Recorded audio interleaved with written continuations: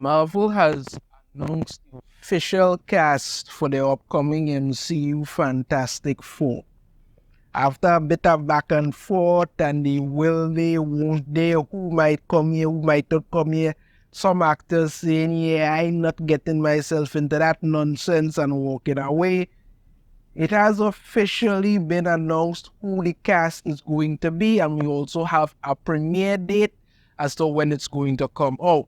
Let me go over a few things and then I'm going to give you my thoughts on it. This article comes to us from Fandom Pulse. Say thank you to them. Marvel Studios reveals release date and casting of the Fantastic Four, including Pedro Pascal. So, yep, Pedro Pascal has officially been cast as Reed Richards because, as Kevin Feige said, the original Fantastic Four was too white.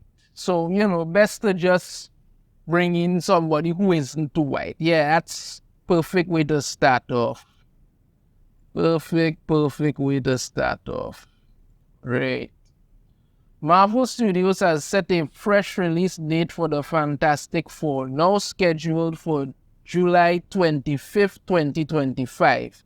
Alongside this announcement comes the revelation of the cast, headlined by Pedro Pascal as Reed Richards, Vanessa Kirby as Sue Storm, Ebon Moss-Baccarat as Ben Grimm the Thing, and Joseph Quinn as Johnny Storm.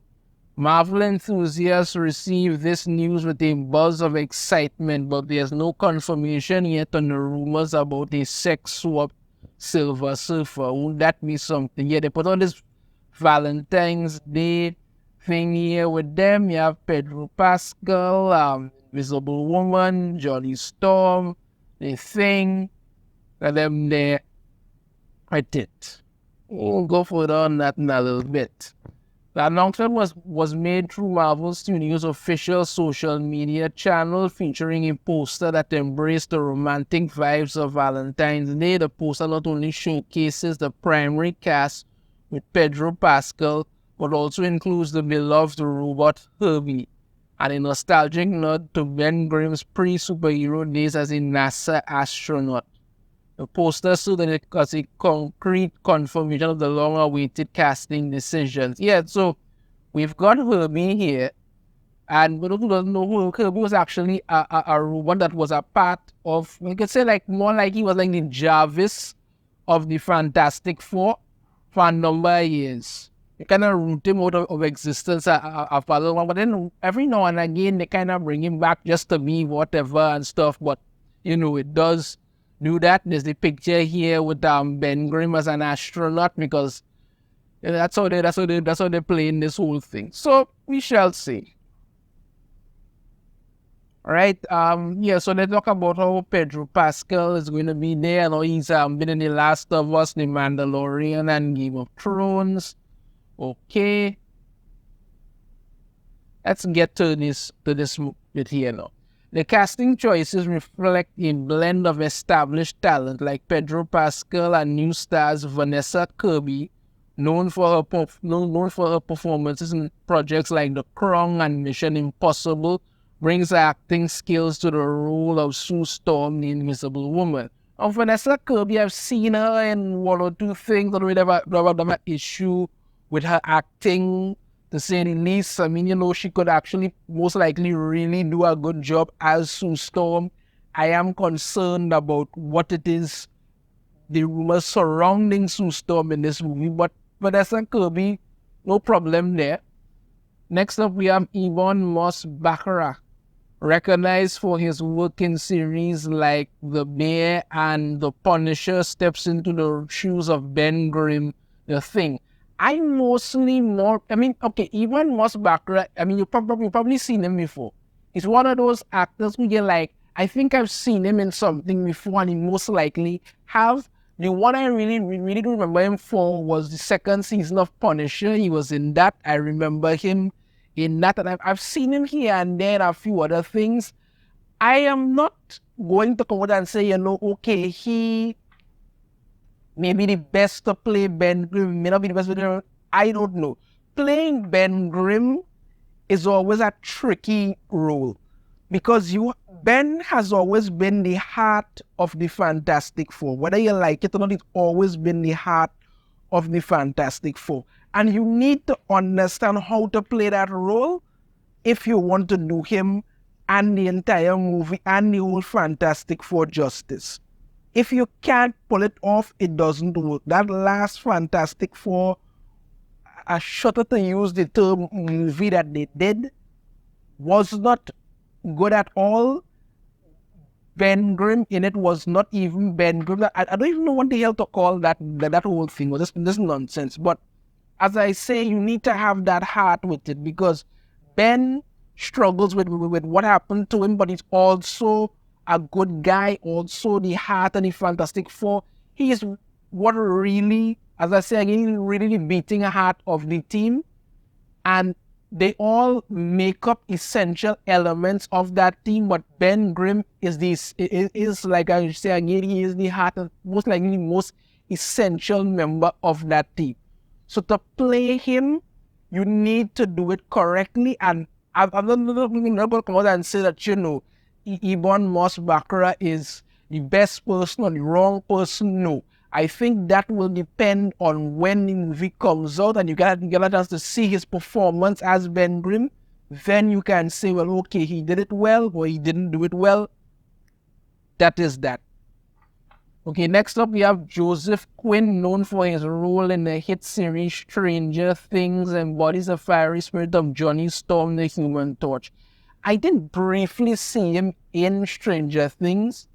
I actually kind of stopped watching Stranger Things because I had some other stuff to watch and then, busy with work and all kind of things. I never really got back into it. But I did see him in Stranger Things. Again, seems like an okay actor. I'm going to come out and say that, well, he's the best of the other. I mean, the last person, well, no. The last time they had Johnny Storm, they re-swapped. And then they had Johnny Storm before that. It was played by Chris Evans, which actually wasn't bad, but I think Chris Evans made a much better Captain America. That's when you put a role that, actually works for this. When you really have this kind of iconic role that somebody steps into and you have good direction and actually really embodies it. And I think a lot of people will more know Chris Evans for Fantastic Four than anything. That's kind of essential, but it's what happens now. MCU is screwing themselves up. But again, as I say, I can't really 100% more than say that, he's the best person, wrong person. With this again will depend on his performance in the role.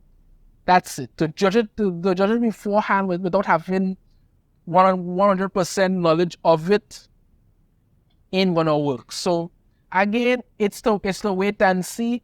When it comes to Vanessa Kirby, like I said, she can very well make a good Sue Storm, no problem with that. Ebon Moss-Baccarat and Joseph Quinn will have to wait and see how that turns out in regards to that. Marvel Studios' decision to swap these release dates between the Fantastic Four and Thunderbolts, they're still doing Thunderbolts, so God. It's probably the result of the Thunderbolts project having just lost another actor in Ayu Edebiri. Well, I mean, maybe that's a sign to just stop. Yeah, so it's them here. Okay, not the best Fantastic Four movie. Not even a great Fantastic Four movie. It was just kind of a Fantastic Four movie, but that was the expected. Now, in regards to this, as I said again, there are people who are excited to see the Fantastic Four, want to see them done well on the big screen. Wouldn't be really good if they get it correct. But I'm sorry, I can't really share the enthusiasm, especially with the information that has come out in regards to this movie. Because when you're telling me that you have Kevin Feige saying that, the reason that Pedro Pascal needs to be Reed Richards is because the original cast is too white. That's downright racist to just really be saying, and not a good start to your movie. Even if you just say, well, let's just ignore that and move on.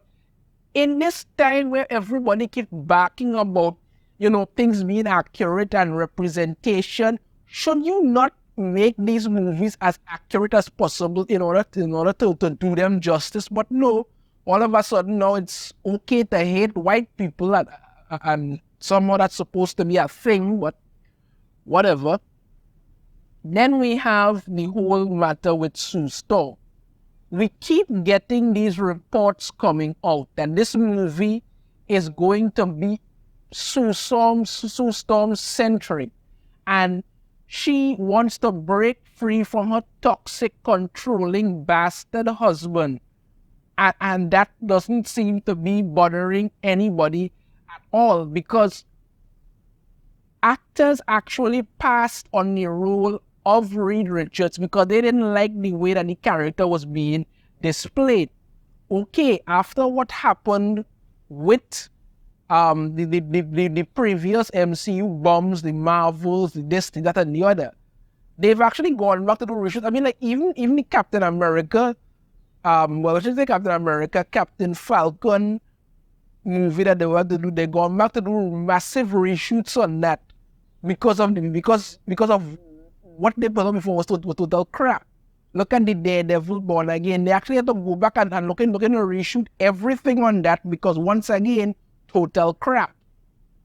People are getting tired of all this nonsense that you keep putting into these movies, and they just want to watch something and enjoy. But when you keep getting knowledge about how this is going to be another MCU man hating or something, like, I mean, you basically say that everybody in this movie that has a penis is an asshole, and Sue Storm needs to break free from them because she is woman here, her raw.